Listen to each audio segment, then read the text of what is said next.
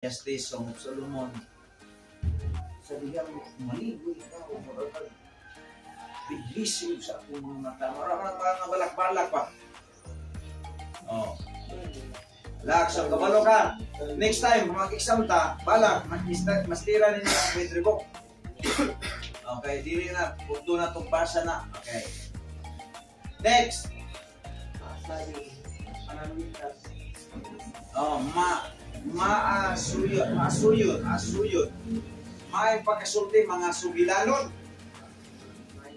Oh, kung mag-iskuta gani o history book, nasa Genesis. Doon sa paghimo sa Ginoong kalibutan. Di ba? Ang kalibutan walay sura. Kanya, ang Ginoo naglihok ibabaw sa ikan. Oh, manay masayon. Next, number 3, long. Ikaw long, kayo luka na ka.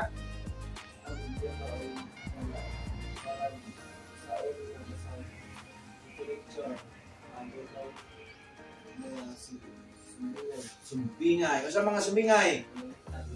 Pananglitan sa Lukas. Sa Lukas, tagan kayo sumbingay diya. Sa mga sumbingay, sa isap tayo sumbingay. Mga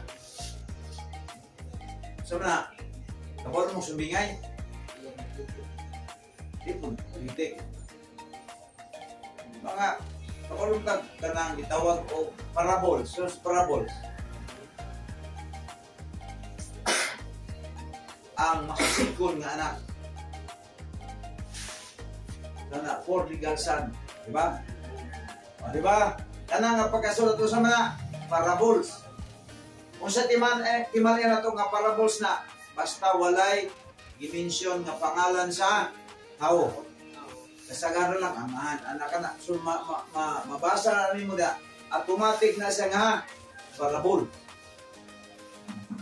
Pag ang usa ka context, pagbasa ganin niyo tanawa. Matthew Lucas 15. Sige, ano to?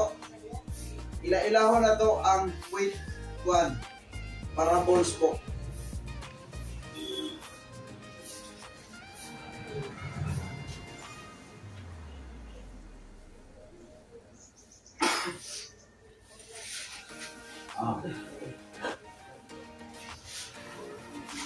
Mga sumbingay.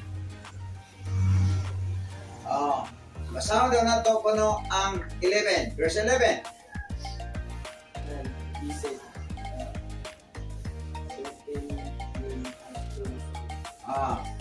I said, a certain man had two sons.